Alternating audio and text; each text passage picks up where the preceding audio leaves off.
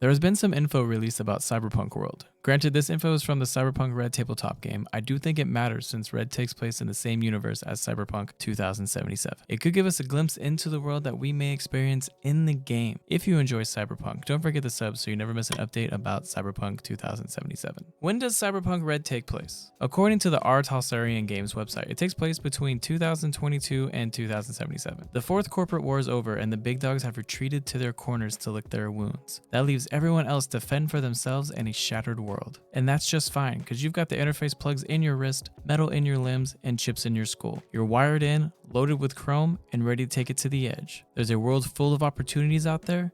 Maybe this time, you can do more than save yourself. Maybe. Cyberpunk's history must be very brutal to have had a fourth corporate war. The people's world is broken and in pieces, and according to the R. Talsarian Games website, Red will show the Cyberpunk world in a period of rebuilding following the fourth corporate war. It will help explain how society moved from the world-shattering event to what's presented in the video game. So we'll be in a kind of in-between state in-game. This could be interesting since we should be seeing a glimpse of a future of peace and belief, mixed with doubt and fear. And we see this in the gameplay reveal with the Pacific District, a district designed to be a tourist attraction, but the investors pulled out of funding, and it became a wasteland for gangs with constant fighting and danger literally everywhere. I think it will make for a really intriguing story, and who knows, maybe we'll stop the fifth corporate war, or even start it.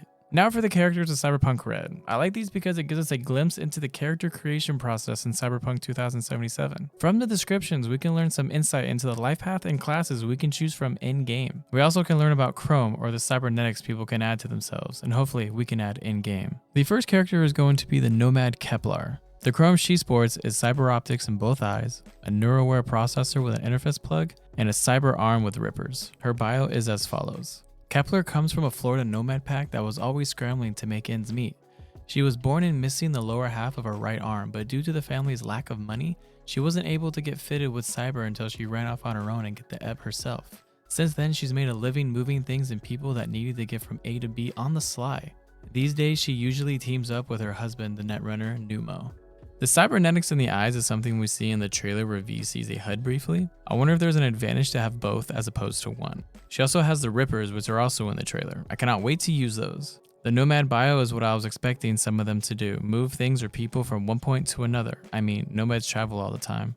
They would know the best routes. Moving on to Kepler's husband, the netrunner Neumo. He has a neural processor with interface plug, a cyber arm with cyber deck, and a cyber leg. Neumo got his sense of justice from his parents, honest cops in a corrupt system. He started net running to fight the powers that be. When London authorities caught wind of his activities, he ran. Unfortunately, his escape route led him to a horrible accident that almost killed him. With the help of his family, he survived, escaped, and was rebuilt. Nomads smuggled him into the United States where he met and married Kepler. We can see the Nomads are very good at moving people. They moved Neumo from the UK to the US. And the cyberdecks are what the netrunners use to jack into the net. We can see them in the gameplay trailers being used just for that. Now the next character is a techie. In my class guide video, which is in the description below, we know that they have a robot companion and they love to fix and upgrade items. Damien sports a NeuroWare processor with an interface plug, a cyber arm with a pop-out crossbow, and a cyber optic eye. His bio is as follows. Damien was one of those kids. Either he was taking something apart or putting it back together, or he was bored. Being forced by circumstances to get a cyber arm wasn't a negative in his eyes. It gave him a toy he could tinker with. He could have gone on to be a cog in the corp machine, but instead he went the merc route, earning money so he can one day bring his tech to the world under his own name. The most intriguing thing to me is the fact that he has a pop-out crossbow arm. I haven't seen anything like that in the Cyberpunk 2077 gameplay, and this opens up all kinds of possibilities. We have pop-out rippers already. Imagine pop-out guns, knives, lasers, grenades. Literally any weapon could be a possibility now.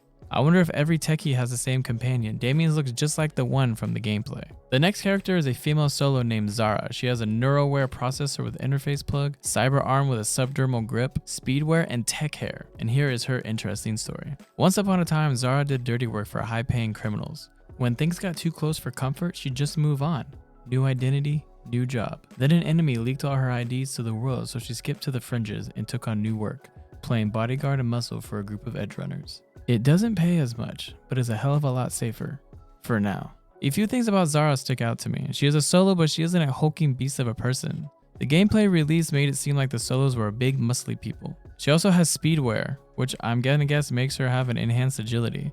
I haven't seen much in-game info on such upgrades either. And the oddest chrome was she has tech hair. Can she use her hair as a weapon or does it just change colors? I can't wait to see if these kinds of cybernetics are in the game. The next two characters aren't classes we can play in Cyberpunk, but will most likely be NPCs in the game. The first one is a media dude named Trace. He has a neuroware processor with an interface plug, a cyber arm, and 2 cyber eyes with a micro recorder, making it very easy for him to record literally anything he sees. His bio is as follows. When your dad is the boss of an entire nomad nation, it can be hard to make your own mark on the world. Trace Santiago is trying to do just that as a media. He worked at legit outlets for a while, but his accent and cyberarm didn't play well with the demographic algorithms. Now he's gone solo, uploading his own reports directly to the data pool.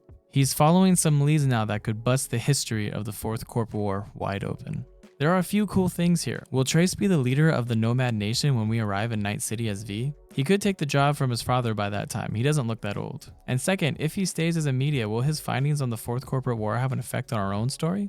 Let me know in the comments below if you think Trace will have a major role in Cyberpunk 2077. And last but not least is the rocker boy Leia. She doesn't have much chrome, just the usual neuroware processor with an interface plug and a vocal modulator. Which is really cool. If Cyberpunk 2077 allows you to change voices, this could be a big customization feature. And Leia's rocker boy bio is as follows. Like a lot of rocker boys, Leia calls Seattle home.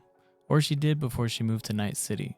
She sticks to her roots though, and plays a style she likes to think of as cyber grunge. Her music pays homage to the greats from her hometown, but adds in new styles and 2045 sensibilities. Always looking for inspiration, she's hanging with a group of edge runners and helping them pull jobs. She knows she won't change the world if all she does is smile for the camera and make music vids. Leila seems like a cool chick. While right now it doesn't seem the rocker boys provide too much about 2077, it should be cool to interact with them in game and with their crazy styles and music. Well guys, that's going to be all in this vid. I hope you enjoyed this little analysis of Cyberpunk Red and how it could affect Cyberpunk 2077. And if you did, don't forget to sub so you don't miss out on any info. Cyberpunk 2077 is shaping up to potentially be a true masterpiece of a game, and I cannot wait to cover more. Let me know in the comments if you think the Fourth Corporate War will have a major role in 2077, and what chrome you really want to sport. And until next time, peace.